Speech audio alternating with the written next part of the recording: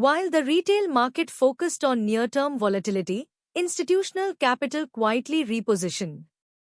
Goldman Sachs just issued a massive target for the Nifty 50, forecasting a march to 26,500 by June 2027. This is not a simple momentum play.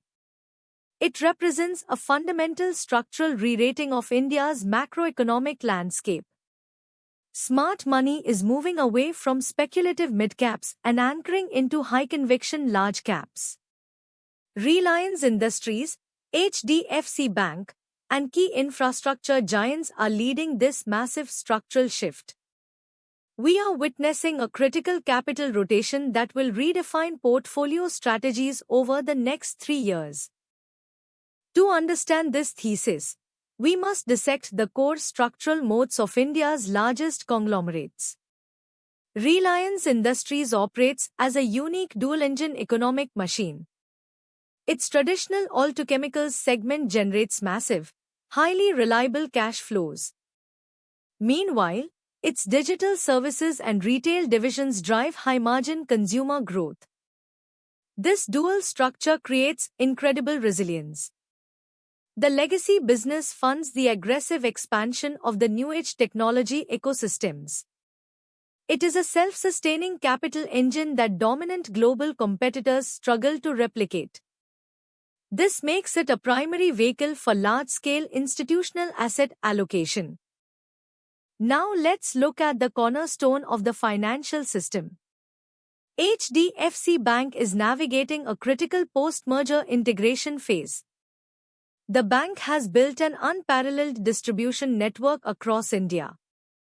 This massive footprint secures low-cost retail deposits, which acts as its primary competitive moat. Despite short-term liquidity pressures in the banking sector, its core operating model remains highly robust. The market often underestimates how this deep systemic integration insulates the bank from external shocks. As credit demand remains resilient, this financial giant is positioned to capture high-quality market share from weaker regional lenders. Here is where the margin metrics become interesting. Recent quarterly data shows a healthy consolidation process. Reliance Industries is seeing stabilization in its energy margins alongside sustained customer growth in telecom. For HDFC Bank, the focus remains on net interest margin recovery. Although funding costs have risen across the industry, the bank is successfully optimizing its loan-to-deposit ratio. This discipline prevents margin compression and protects return on assets. Institutional investors look past short-term quarterly noise to identify these underlying trends. The focus is clearly on high-quality earnings visibility over near-term spikes. But that is only part of the story. The performance of Adani Power and Adani Enterprises highlights a major infrastructure theme. These entities have demonstrated massive year-to-date gains, backed by strong operational cash flows. Adani Power has capitalized on record-high electricity demand across the country. Meanwhile, Adani Enterprises continues to incubate critical national assets from airports to green hydrogen. Their balance sheets show aggressive deleveraging compared to previous cycles. This operational turnaround has forced global brokerages to reevaluate their risk premiums. The market is now pricing in execution capability rather than historical leverage concerns. The next signal comes from management's changing capital allocation strategy. For years, Reliance invested heavily in building its digital and retail infrastructure. Now, management is shifting focus toward harvesting these investments. We are entering a phase of reduced capex and rising free cash flow. This shift is highly favored by long-term institutional managers. It means capital can be returned to shareholders or deployed into high-yield green energy projects. When a massive capital-intensive business pivots to a free cash flow generation model, its valuation multiple typically expands. Over at HDFC Bank, management is communicating a very clear message to the street. They are prioritizing profitability and deposit growth over aggressive asset expansion.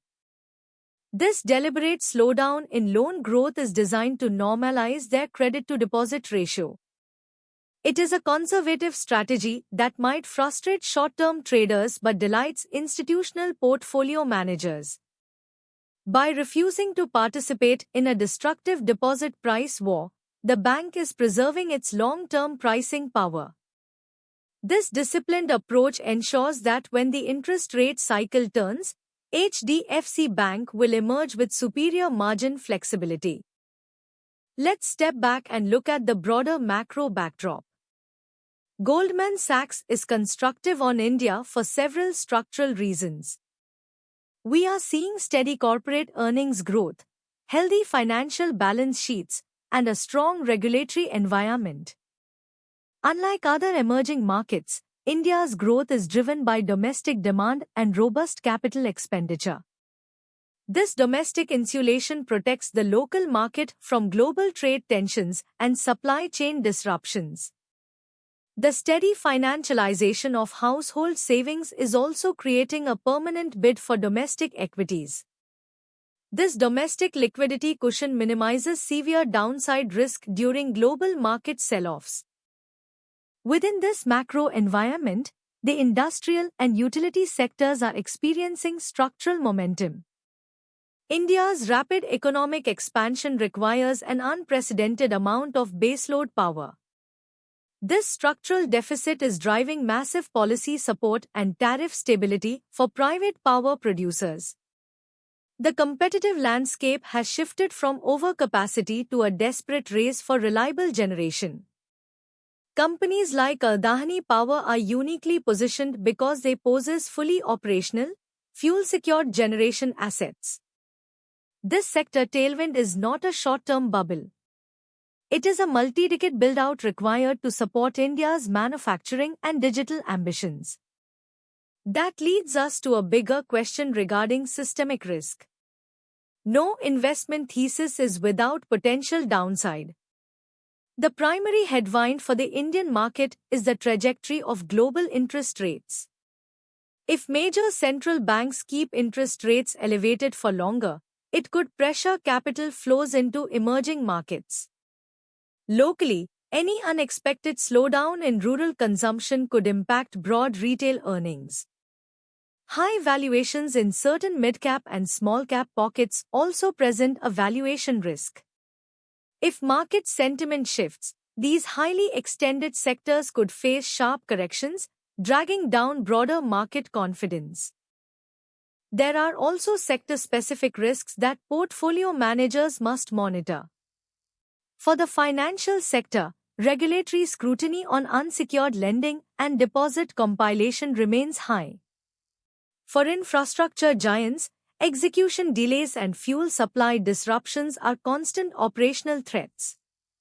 Capital allocation mistakes, such as overpaying for acquisitions, can quickly damage balance sheets. Additionally, raw material cost inflation could pinch manufacturing margins if commodity prices experience renewed volatility.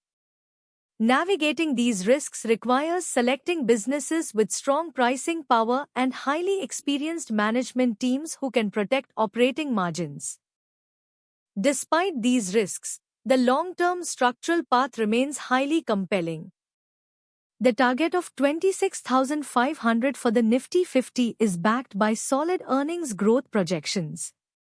As capital rotates from overvalued mid-caps into reasonably priced large caps, companies like Reliance and HDFC Bank should lead the charge. This valuation reassessment is already underway. Institutional investors are looking for liquidity, clean balance sheets, and strong execution track records. The combination of domestic structural demand and disciplined corporate execution forms the backbone of this multi-year investment thesis. For long-term investors, this environment demands precise execution. We are putting key large caps on our breakout watch, looking for signs of sustained volume-backed momentum. Conversely, highly extended speculative names deserve a trim consideration to protect capital. The strategic play is to align your portfolio with these massive structural tailwinds. To stay ahead of these institutional capital shifts, make sure you are subscribed to SR Money News and turn on notifications so you never miss our deep dive corporate and macro analysis. Let us know in the comments how you are positioning your portfolio for this major structural transition.